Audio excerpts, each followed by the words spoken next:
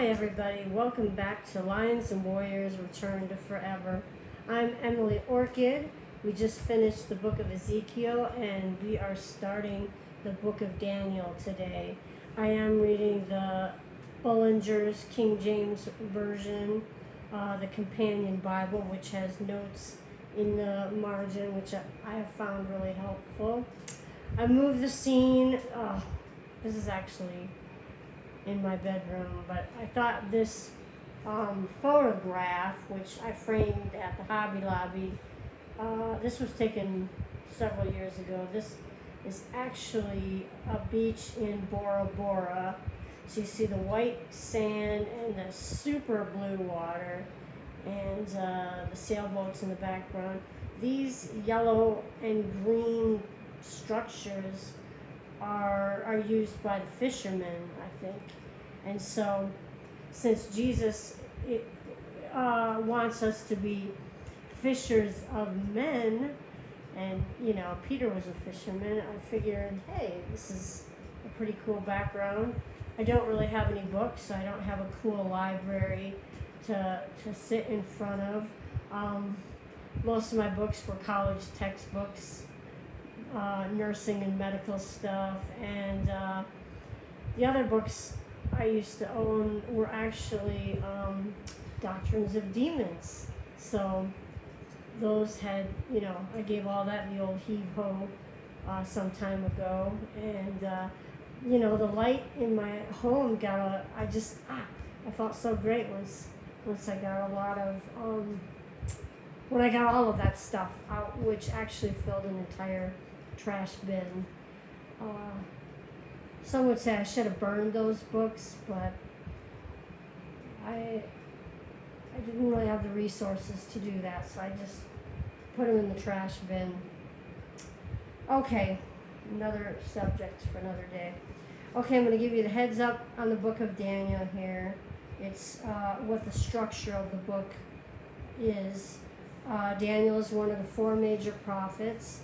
There was Isaiah, Jeremiah, Ezekiel, and Daniel. So those were the four major prophets, and then there are a number of minor prophets. But the four major prophets, they're larger books, so we'll have to do this like we did Ezekiel in several different sections. So I'm reading out of my companion Bible here.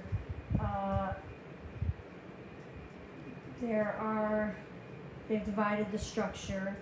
So the first structure is the captivity of Judah. Judah is one of the tribes of Israel that broke off. And only read the Old Testament. I'll get reacquainted why that happened. I can't remember right now. But at any rate, they were brought into captivity by Babylon. And the reason God allowed that to happen was because they were goofing off too much, and as we talked earlier during Ezekiel, worshiping other gods and idols and doing all kinds of crazy abominations up in the high places of Jerusalem, Israel. The second component of the book of Daniel is the dream of Nebuchadnezzar. And Nebuchadnezzar was the king of Babylon, the first king of Babylon. And it says here, the beginning and duration of Gentile dominion. Maybe I didn't need to say that, but that's what it says next to the dream of Nebuchadnezzar. And you've probably heard that story before, but we're gonna read the whole deal today. And then the next part of the structure is Daniel's companions. You probably heard of, what are their names? Meshach. What's the second guy's name? It sounds like Meshach. And then Abednego was the third one. Pardon my my memory of not remembering that. Anyway, they're not gonna do what the Babylonians are asking them to do, and so they opt to go into the fire and they survive it. The Old Testament is so helpful because as Christians we're grafted in to the original Israel, like I talked about yesterday in Ezekiel, how when Jesus comes back we'll be, Israel, the children of Israel will be living in Jerusalem again, in Israel again, and that there are sojourners that will have the same rights and inheritance that the original Israelites have. And so, where was I going with that?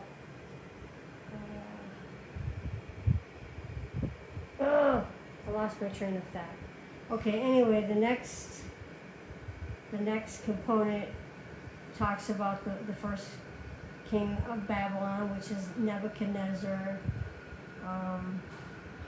Dream of the great tree, which is a different dream that he had than the first one, which is the first one was the man made out of the gold, the silver, the bronze, and the iron. And so then the next dream is the dream about the great tree. It also discusses the last king of Babylon, which is Belshazzar, and it's about Belshazzar's vision of the hand that writes on the wall. It's pretty cool. And then another component is about Daniel himself when he goes in the den of lions and receives angelic deliverance from the lions. They don't kill him. And then the dream and vision of Daniel is another component. And then the next component is the desolations of Jerusalem, which is prophetic. So he's talking about current times, and then he's going to prophesy the future towards the end. And those, I think, are going to apply to us, because I think that we're in those end times and we're getting there. Okay, let me read a little bit here. This is like the preface. The position of the book in the hagiographa, or third division of the Old Testament, parentheses, it says the Psalms, rather than in the second division of the prophets, may be explained by the fact that, unlike the other three greater prophets, which are Isaiah, Jeremiah, and Ezekiel, it stands in relation to them as the apocalypse of the Old Testament, and as pertaining to what is yet future. Although Ezekiel talked about the future, so does Isaiah, so does Jeremiah. And whereas those three greater prophets, Ezekiel, Jeremiah, and Isaiah, as those prophets speak of the future from an intro-Israelitish standpoint, Daniel has their prophecies as his background, and instead of looking at Zion and its neighboring localized peoples, Daniel has universal monarchies as his perspective, and is therefore separated from them in the Hebrew canon, becoming to us the light or the lamp. But the first part of the book is historic, while the latter half is prophetic about the future. Moreover, of the former portion, as is written in Aramaic or Chaldea, and the Chaldeans were people that lived in that area of Babylon, while the latter portion was originally written in Hebrew by Daniel. This is, I think Daniel wrote it. It's the book of Daniel. Maybe somebody else scribed it. Okay, so the former was written in the Aramaic or Chaldean language, while the latter portion is written in Hebrew. This is to teach us that the historic portion is in the Gentile language, so Chaldeans, Aramaics, that was Gentile, because it is concerned with the times of the Gentiles and with Gentile supremacy in relation to Israel, while the prophetic portion is in Hebrew, the language of Israel, because it concerned with the time of the ends and with the events which will lead up to the time when God will restore again the kingdom of Israel. And of course, I'm reading it to you in English.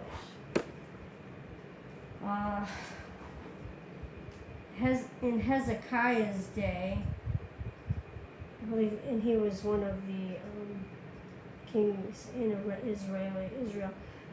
When Israel first started, they were run by judges, and then they switched to kings, and the first king was Saul, and then David, which Jesus is a descendant from, was the second king, and then there were a series of other kings, and some were good and some were bad. And when Israel was being good, then they prospered, and when Israel was being bad, they suffered and they were hurt.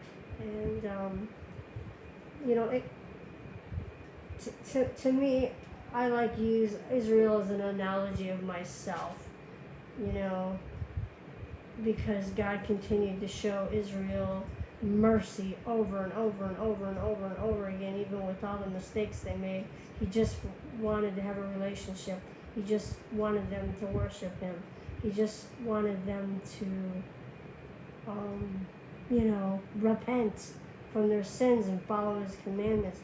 It's really pretty easy, especially when you read the Bible and the word, the power of the word changes your heart, changes your mind, and then you want to serve. I think about God more than just about anything anymore.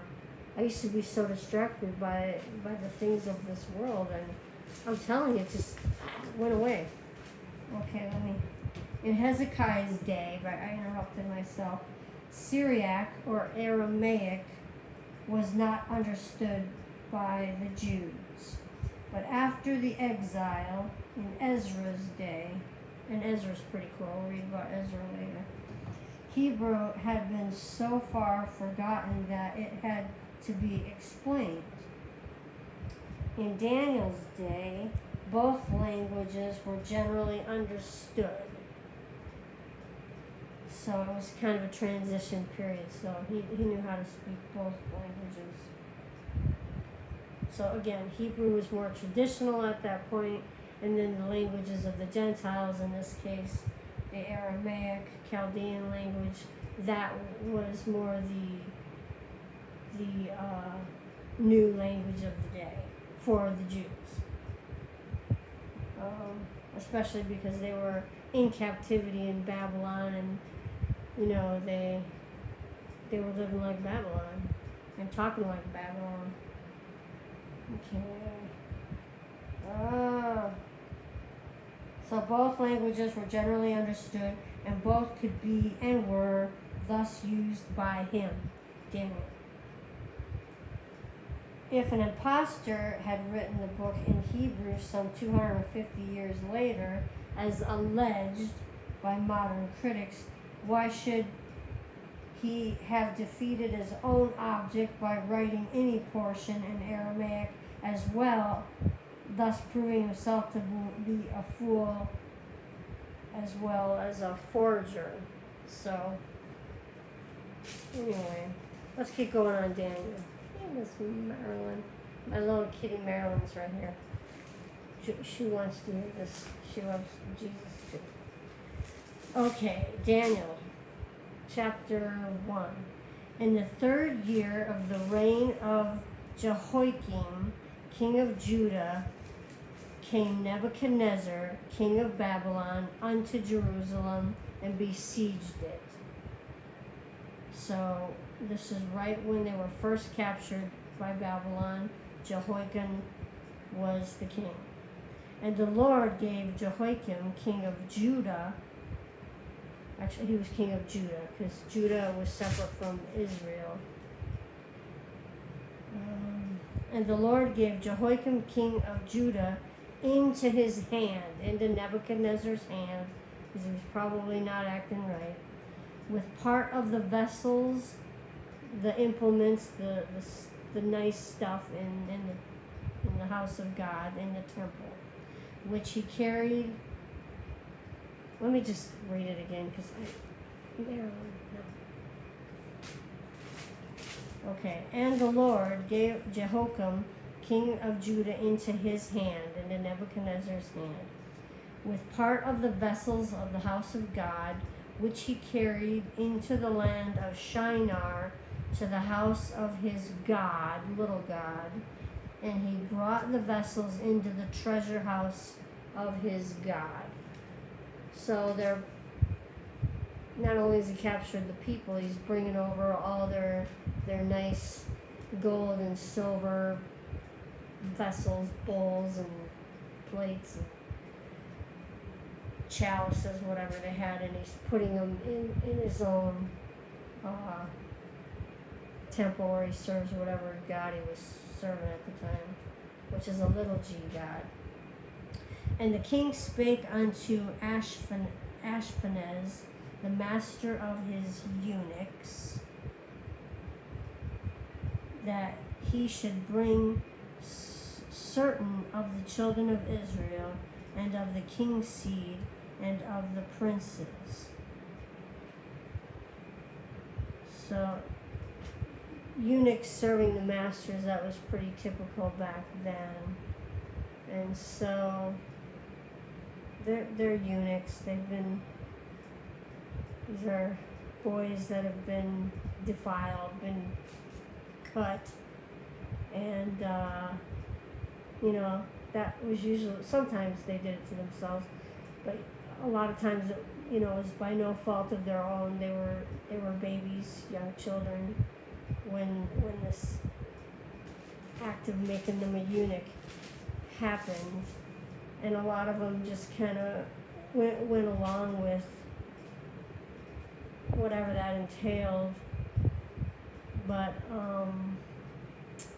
Daniel will read, he was a eunuch, and so it doesn't say that he did that to himself, but he loved God.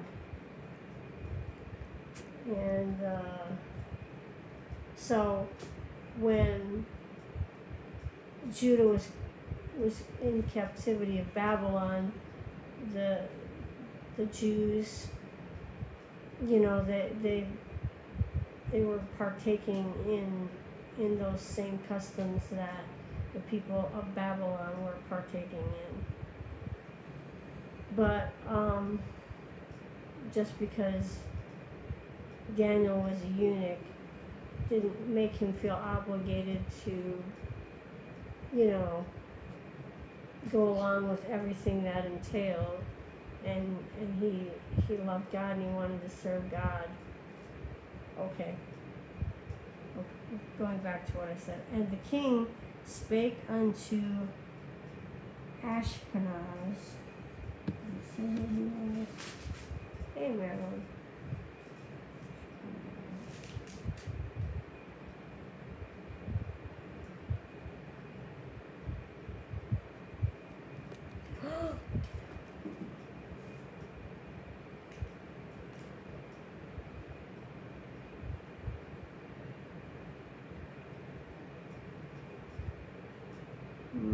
I'm looking at the margin, I'm not seeing anything specifically on Ashpenaz. Okay, and the king spake unto Ashpenaz, the master of his eunuchs. This is Nebuchadnezzar talking to the master of his eunuchs, that he should bring certain of the children of Israel. He wanted eunuchs that were originally from Israel or Judah, and of the king's seed, and of the princes.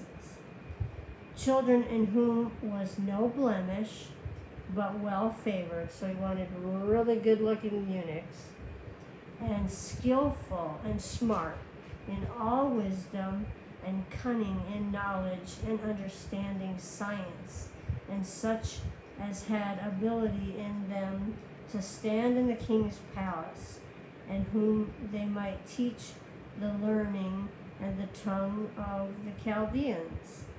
So he wanted eunuchs that were good looking and smart and could speak the language and teach the language of the Chaldeans, which the Babylonians were speaking.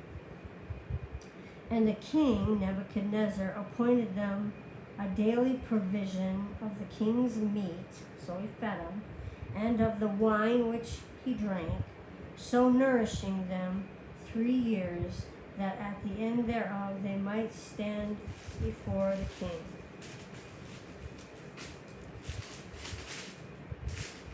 Now, among these were of the children of Judah, Daniel, Hananiah, Mishael, and Azariah, unto whom the prince of the eunuchs gave names, for he gave unto Daniel the name of Belshazzar. So that's what they called Daniel, Belshazzar. And to Hananiah of Shadrach, so they call him Shadrach now. And to Mishael, to Meshach. And to Azariah, Abednego. So now Daniel, Hananiah, Mishael, and Azariah are now called Belshazzar, Shadrach, Meshach, and Abednego. They changed their names. But Daniel proposed in his heart that he would not defile himself with a portion of the king's meat, nor with wine which he drank. Therefore he requested of the prince of the eunuchs that he might not defile himself. He didn't want to get drunk. He didn't want to eat unhealthy food. And the prince of the eunuchs said unto Daniel, I fear my lord the king, who hath appointed your meat and your drink. For why should he see your faces worse looking than the children which are of your sort? Then shall ye make me endanger my head to the king. So he's saying, the prince is saying, well, it says here in the margin here, he didn't want to defile himself. This was because meat was killed with the blood. So that was one of God's commandments. He didn't want you to, or one of his laws, he didn't want people to consume the blood. The blood needed to be drained out of the meat. And in this case in Babylon, they weren't doing that. And he didn't want to get drunk and be drunk. And the prince of the eunuchs had said, for why should he see your faces worse looking than the children which are of your sort? So he's saying, yeah, if you eat and drink this stuff, after a while, you're not going to be looking so good. It's going to take its toll on you.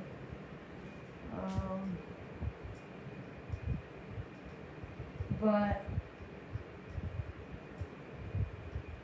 then shall ye make me endanger my head to the king.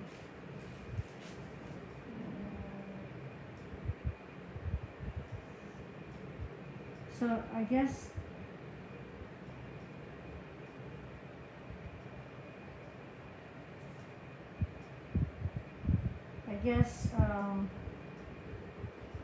yeah, again, he didn't want to defile himself. This was because meat was killed with the blood, which was contrary to what God wanted Israelites and folks from Judah to do. And it was also offered to idols, this meat. So God doesn't want them to be a part of that, and Daniel knew that. It wasn't because they were acting like vegetarians.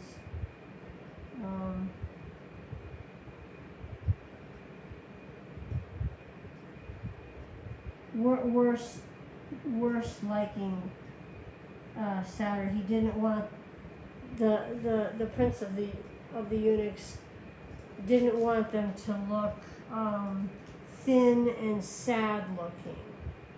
So that's why he was worried if they didn't consume the bloody meat and the wine that they would look thin and sad looking. So he was worried that Nebuchadnezzar would cut his head off and be mad at him. So that's what his argument was.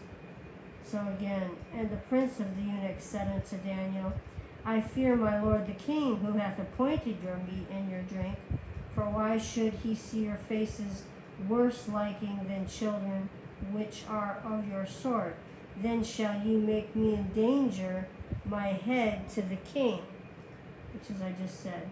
Then said Daniel to Melzar, whom the prince of the eunuchs had set over Daniel, Hananiah, Mishael, and Azariah, prove thy servants, I beseech thee, 10 days, and let them give us pulse to eat and water to drink. What does that mean? Pulse. Vegetable food, to avoid the idol tainted meat. So he's saying give us vegetables instead. Daniel is.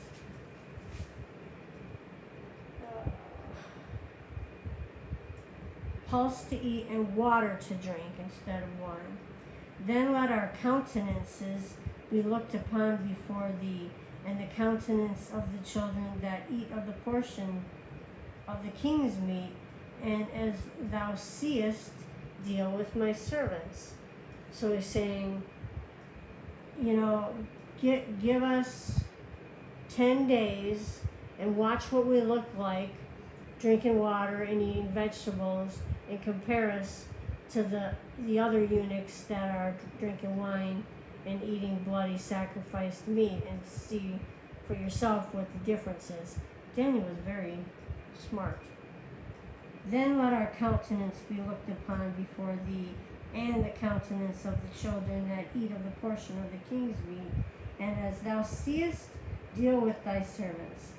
So he, the prince of the eunuchs, consented to them in this matter, and proved them 10 days.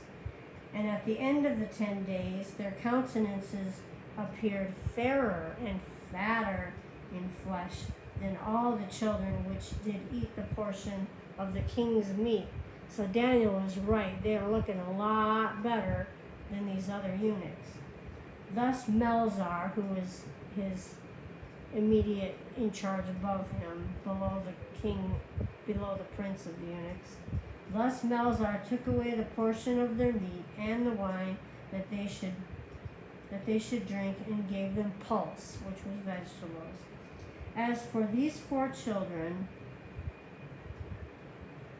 Shadrach, Meshach, Abednego, and Belshazzar, which is Daniel's new name, God gave them knowledge and skill. God gave it to them. God gave them knowledge and skill in all learning and wisdom. And Daniel had understanding in all visions and dreams. This was a gift that God gave to him.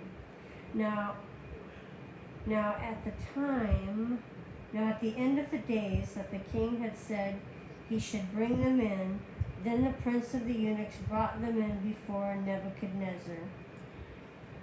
And the king communed with them, and among them all was found none like Daniel, Hananiah, Mishael, and Azariah, which is Shadrach, Meshach, Abednego, and Belshazzar. And in all matters of wisdom and understanding that the king required of them, he found them 10 times better than all the magicians and the astrologers that were in all his realm. So not only are they the best eunuchs around, they are smarter and wiser than the magicians and the astrologers. So Nebuchadnezzar, king of Babylon, is just like really impressed with these four guys. And in the second year of the reign of Nebuchadnezzar, Nebuchadnezzar dreamed dreams wherewith his spirit was troubled, and his sleep brake from him. Then the king commanded to call the magicians and the astrologers and the sorcerers and the Chaldeans for to show the king his dreams. He wanted to find somebody to interpret these crazy dreams he was having. So they came and stood before the king. And the king said unto them, I have dreamed a dream, and my spirit was troubled to know the dream. Then spake the Chaldeans to the king in Syriac language, O king, live forever. Tell thy servants the dream, and we will show the interpretation. The king answered and said to the Chaldeans, the thing is gone from me. If you will not make known unto me the dream with the interpretation thereof, ye shall be cut in pieces, and your houses shall be made a dunghill. So he's saying, oh no, I'm not going to tell you what the dream is. If you're going to be able to interpret it, you should be able to tell me what the dream was without me telling you, and what the dream meant. Or I'm going to cut you into pieces. These people are really harsh. But if you show me the dream and the interpretation thereof, ye shall receive of me gifts and rewards and great honor. Therefore, show me the dream and the interpretation thereof. Then they answered again and said, let the king tell his servants the dream, and we will show the interpretation of it. Then the king answered and said, I know of certainty that ye would gain the time, because ye see the thing is gone from me.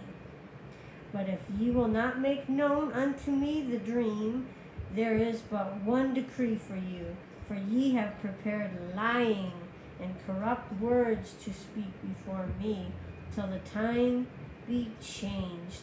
Therefore, tell me the dream, and I shall know that ye can show me the interpretation thereof.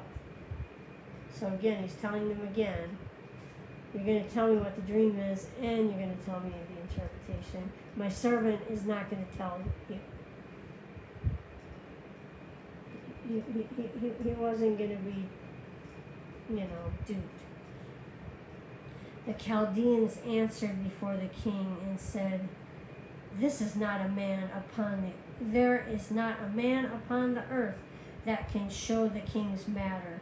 Therefore, there is no king, lord, nor ruler that asks such things at any magician or astrologer or Chaldean. So they're telling him, you're nuts. Nobody's ever asked a question like that to a magician or an astrologer or a sorcerer. This is impossible.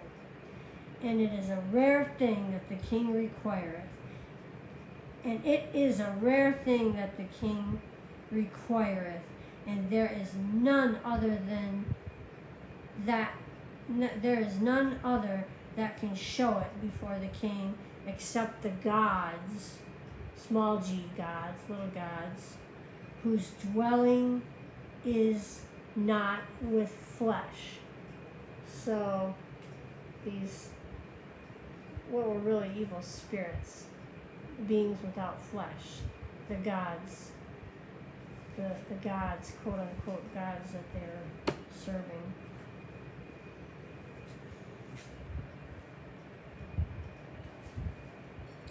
For this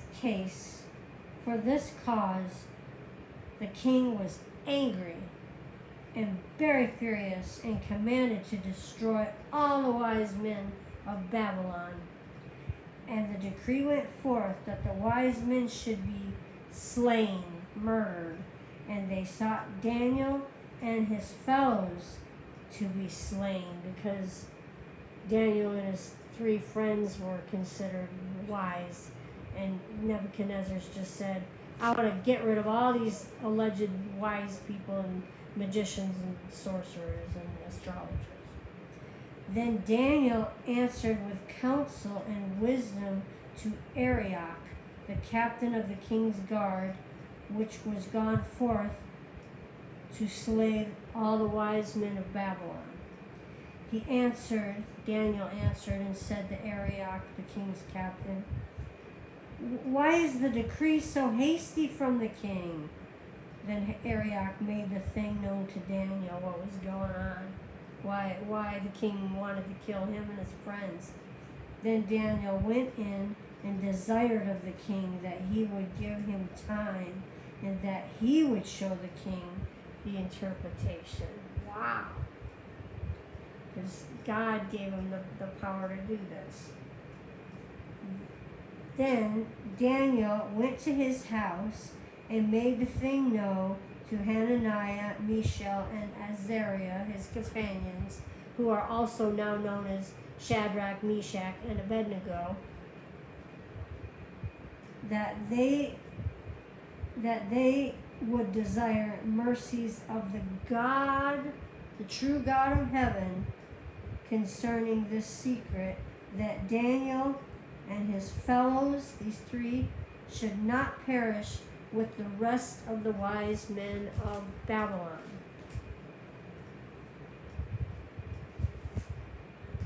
Then was the secret revealed unto Daniel in a night vision. Then Daniel blessed the God of heaven, the real God, the God Almighty, the great I am. He blessed them and thanked him for showing him the dream and the interpretation. Daniel answered and said, blessed be the name of God forever and ever, for wisdom and might are his. So he wasn't even going to take credit. He knew it all came from God, his ability to reveal what this dream was and what the interpretation of it was.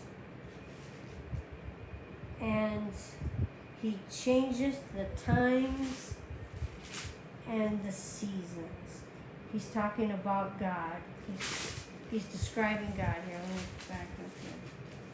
He said, God, blessed be the name of God forever and ever, for wisdom and might are his. And he changeth the times, and he changeth the seasons. He removeth kings and setteth up kings. He giveth wisdom unto the wise, and knowledge to them that know understanding. He revealeth the deep and secret things. He knoweth what is in the darkness. God knows what's in the darkness, and the light dwelleth with him. I thank thee and praise thee, O thou God of my fathers, Abraham. Of the fathers that Daniel's talking about is Abraham, Isaac, and Jacob. And because Jacob became Israel and he was the father of the 12 tribes. Okay, thee, O thou God of my fathers, who hast given me wisdom and might, and has made known unto me now what he desired of thee, for thou hast now made known unto us the king's matter. So Daniel was confident that God was giving him the right interpretation of this dream that Nebuchadnezzar had. Therefore, where are we at?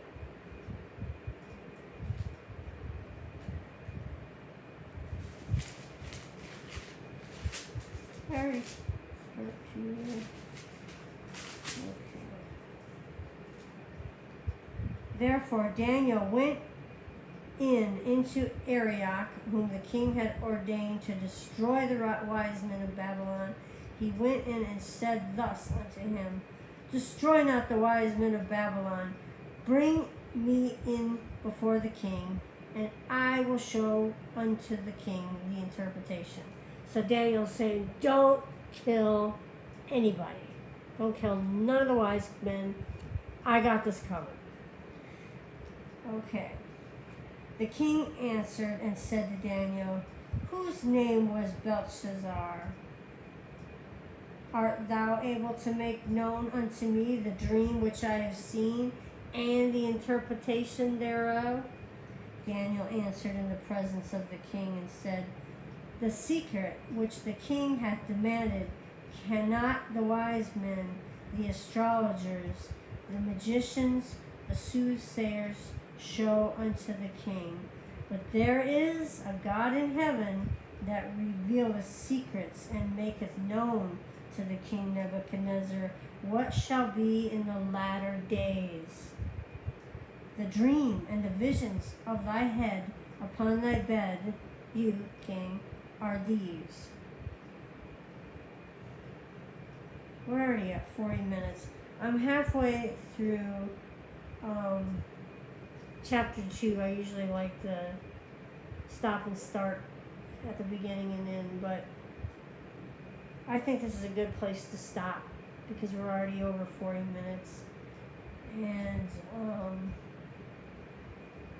Daniel's about ready to lay it on Nebuchadnezzar what his dream was. So we'll pick it up at Daniel chapter 2 verse 29 next video. I love you. Thank you for joining me, Emily Orchid, at Lions and Warriors Return to Forever.